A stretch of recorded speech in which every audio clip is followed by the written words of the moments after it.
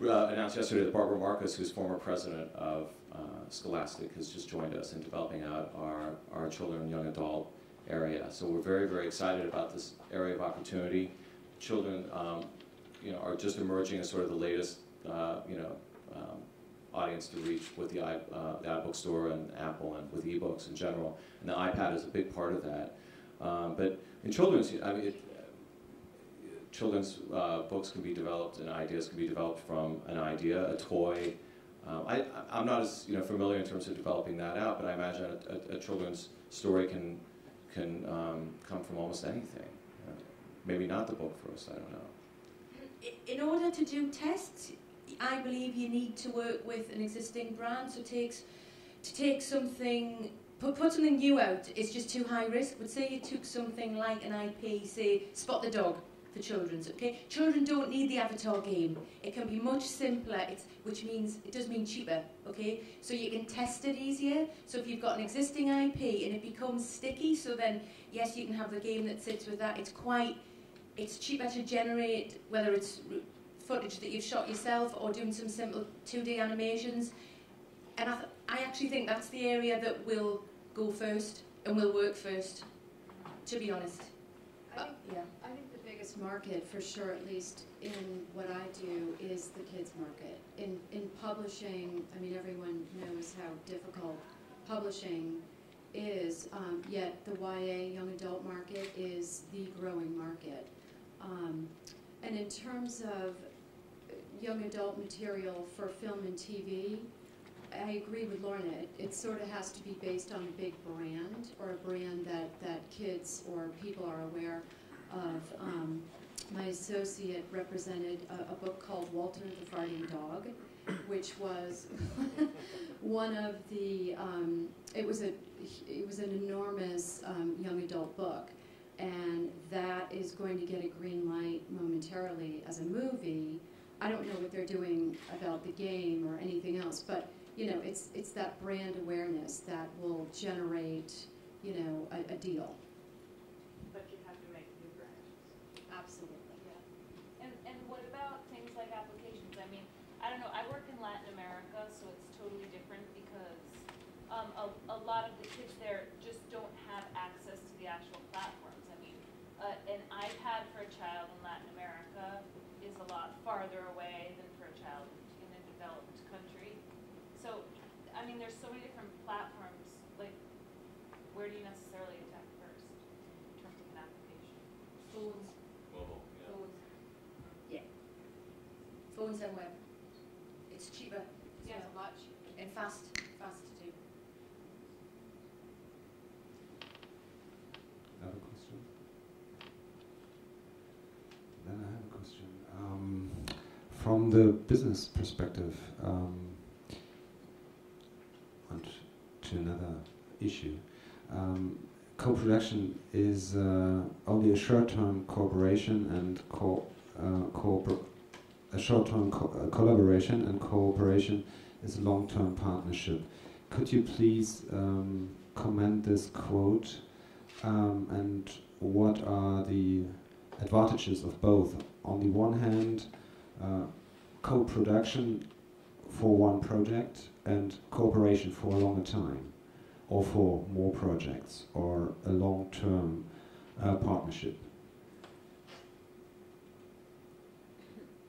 What is better, or what are the advantages, or the synergy effects, or something like that?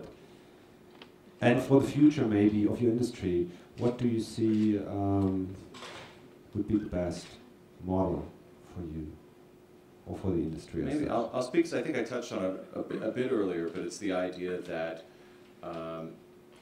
while co-production can be incredibly successful on a project-by-project basis, it makes sense in this new world for all of us to come together and develop out content together underneath one roof. The advantages are not only financial, and in this current economic climate, especially for independent filmmakers, it's great to have an opportunity to work inside a business model that's actually functioning on a level and an open road that's ebooks. So we're all developing out, selling ebooks, and then developing marketing product around the ebooks to sell them and to make consumers aware of them. In addition, we're then developing out for the other screens, which have a different timeline. So actually together we're working, you know, all sort of, I think, rowing together to create value for the content as it swims through various streams. I think, you know, co-productions, they're one-offs, but I think if the collaboration works, if the team is actually successful, then, you know, the author, the agent, the producer, the publisher can all work together on multiple projects. And once you create that dream team, why not continue on? So I think you know, there's an efficiency to coming together and working together in this new world. I feel that what will happen is you will have your big boys who are very rich, you'll have your Disneys who will go and do it. So from the outside, in 2 years, you'll think, oh, Disney have got it cracked, okay? So they're the big boys here.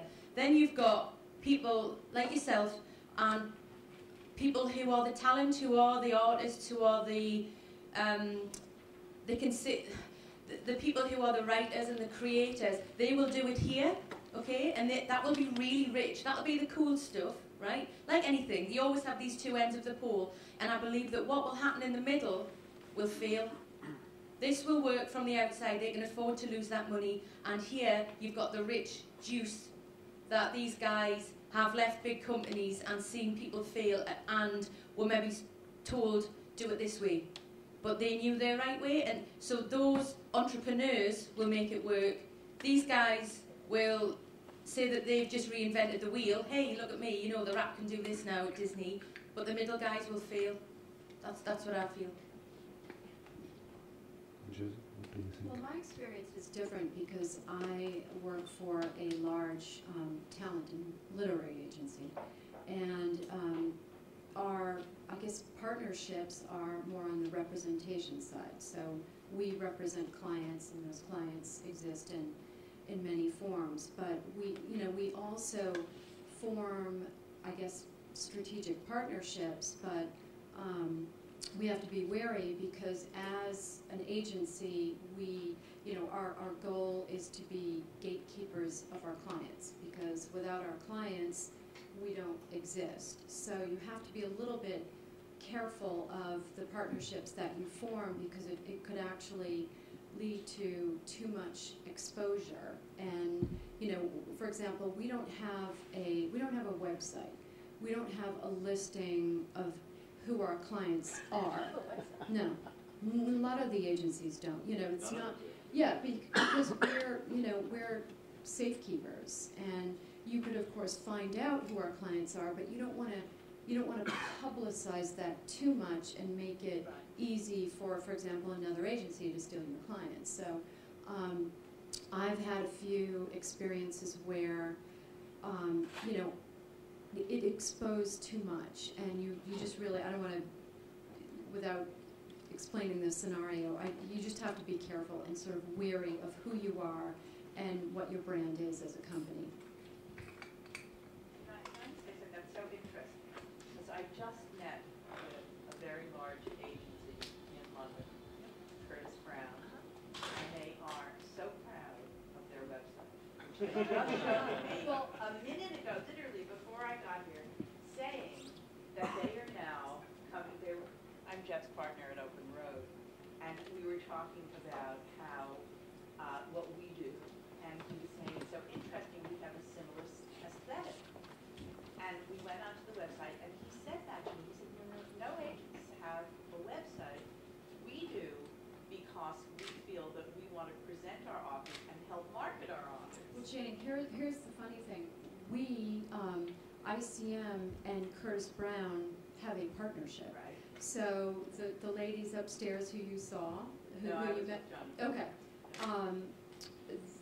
Curtis Brown handles all of our foreign rights. So it's odd that we in the States are one thing, right, but in London we're it's a whole other animal. Not odd at all. Yes. Totally different. That's right. But that's just, I had to comment on that because there's an agent who is doing exactly the opposite and saying we want to reveal it all. I don't know that I disagree with that, by the way. Time will tell, right? Why do you think it is? Like, is there more poaching of Yeah. theirs in the States? Yeah. Very much, yeah.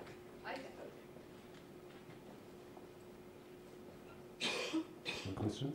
No? Yeah, there's one. I just want to say first of all, I was here last year when you, Ms. Freedman and Mr. Charbonnet sold the road, and say congratulations on your project. It looks amazing. I was a struggling author then, and I'm still a struggling author.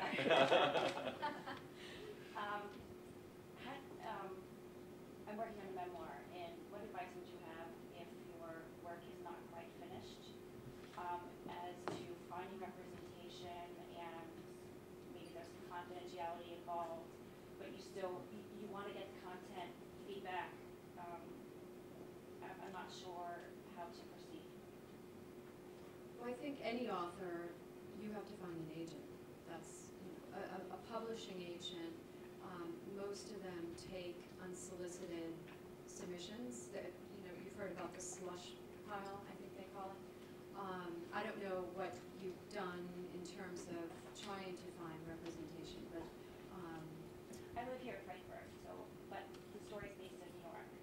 It's been a bit, I'm not sure what route to take, so I'm kind of, yeah, it's a unique situation maybe. you should go, just Google, you know, I'm sure there are listing. I know there's the LMP, the Literary Marketplace, that lists all the literary agents in New York and elsewhere, and it sort of gives you instructions on who to contact, where to send your material, what people do, what type of material they specialize in. That's a great piece of advice. And also then when you're looking through that, look for agents who have possibly published or represented like-minded kind of material that you relate to or you think is similar to yours. Or they might have an appreciation or affinity for your work. At Open Road, we work with material that's been brought to us by agents. So we're not working with. For the most part, I mean, we accept submissions, but most of our material has been agented. I'm very sorry, but our time is over. So I thank a lot to the participants of the panel and the interesting discussion, and wish you a nice day. Thank you. Thank you.